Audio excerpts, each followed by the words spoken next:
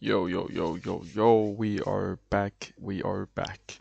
I got 6 picks again. I'm gonna just do 6 picks moving forward until it's one game per day, and I'm gonna do 3 picks, and then it's one game I'll just do 3 picks. You get the point, but I got 6 picks in today's vids and two different slips that I'm gonna share with you guys. But first, let's go through our recap. So as you can see from the graphic, we went 4-2 again. I think we're going 4-2 in back-to-back-to-back days. Units profit was 1.62 on straight bets, but we lost a unit and a half on parlay, so total units profit was 0.12. We had a hook technically, but I won't count it as a hook because Paul George only got one rebound in the first quarter. He actually cashed his rebound line, which that's my initial pick, but I was like, blowout risk, no Embiid, but somehow the Sixers played better without Embiid, is what it is. But yeah, so that's what happened. So uh, but yeah, I don't want to say much more than that. Anyways, to get into our picks that we actually had, like I said, we had Paul George over his first quarter rebounds. He ends up with one rebound.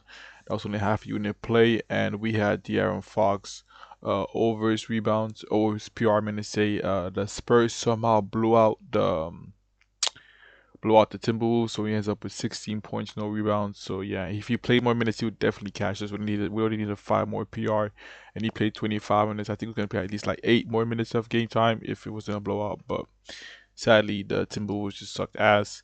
We also had two slips that did not cash. And Fox was one of those slips. So, and I put money on that slip, and I was pissed off when I woke up about it. But yeah. Anyways, let's get into our picks for today. I don't want to waste too much time.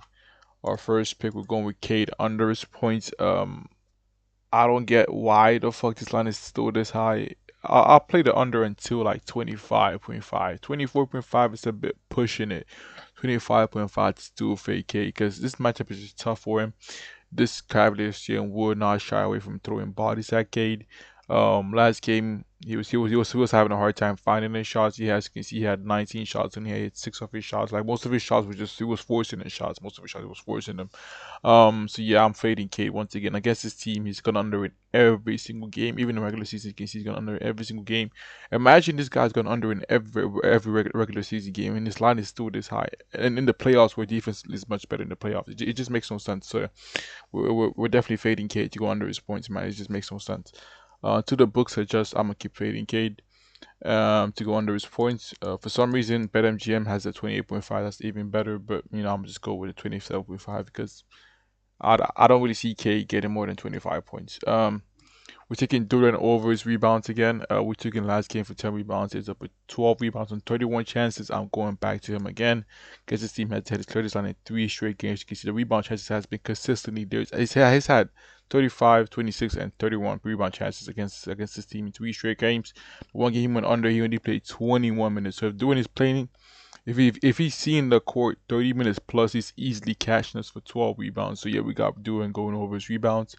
If this line reaches like 13.5, I'll still fade it. I'll still stay away. I'll stay away then. But 11.5, 12.5, pushing it, but I'd still play it. But yeah, taking Durant to go over 11.5 rebounds. He's cleared this line against his team consistently in the season. So yeah, we have no picks for this cat. No, I'm lying myself. I don't lie, bro. I have a bad memory. Anyways, we're going with Evan Mobley over his rebounds. It's the exact same reason as doing. I watched the tapes. He's always around spots to get rebounds. The last game he had 23 against 16. You can see he had 23 rebound chances and he had 9 rebounds. So the rebound chances were there for him to get rebounds. In this game, he only had 5 rebounds and 10 chances. But the game he had 4 rebounds. He had 20 chances. So all across the board, he's averaging against this team. He's averaging 17.4 rebound chances against this Detroit team. So um, half that. That's at least that's at least 8 9 rebounds. So he's around that 8 9 rebounds range. So even 9.5 rebounds, I'll also take the over. Um, considering he's always around the areas to get rebounds, so we're gonna take him to go over 8.5 rebounds. For Evan Mobley, he's a bit soft when it comes to playing basketball, but we have to trust him on this one to get us 9 rebounds to go over against this Pistons defense. That's actually I think they rank what's it called? I think yeah they did rank number 2 right now, giving up the least rebounds in the league in the playoffs. So yeah. This Lakers game, we've got a couple of picks. Our first pick that we have, we're going with LeBron. We're fading as FGA. I found this line on my local sports book. It's 17.5. So price pick, people. This is a line for you. We're fading LeBron to go under 17.5 FGA. Reason why. If you watch the last game, LeBron was getting so many wide open drives to the basket for some reason. I see even though OKC won the game, I don't think that OKC will want LeBron to get as many drives as he did last game. So I feel like I see OKC adjusting to LeBron this game and giving him less shots.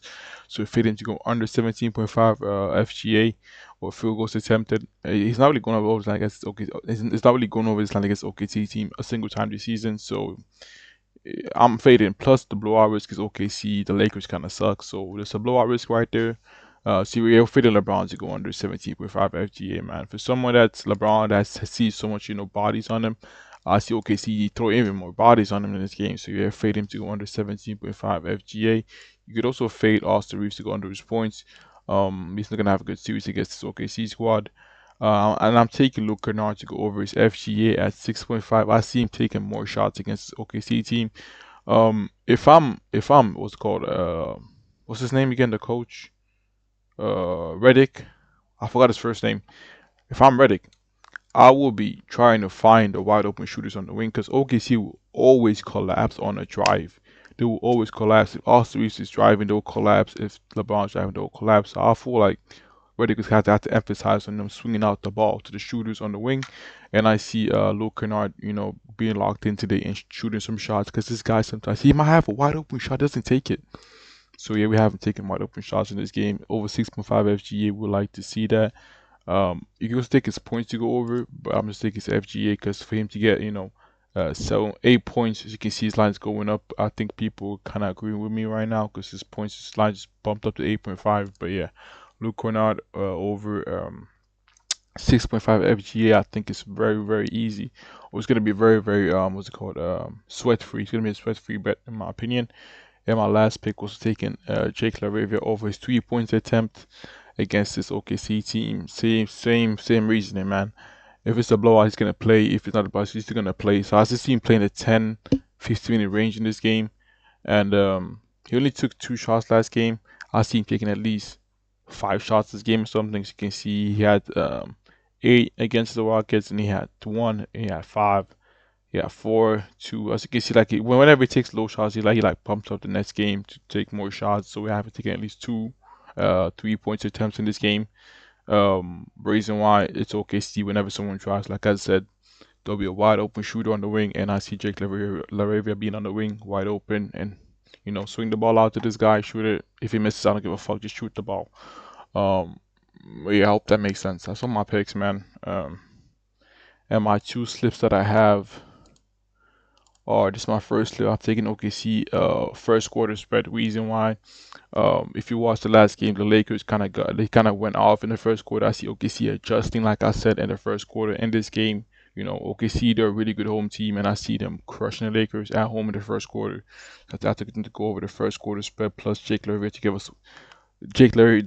us at least 1 point. If bro cannot give me 1 point, I'm actually tweak out. So and then we were fading K to go under 27.5 points. And then if you have like price picks, it's Jake LaRavia over his 3 points attempts and Mobley over his rebounds. Oh my god, I can't breathe. That's all my picks, and I'm out.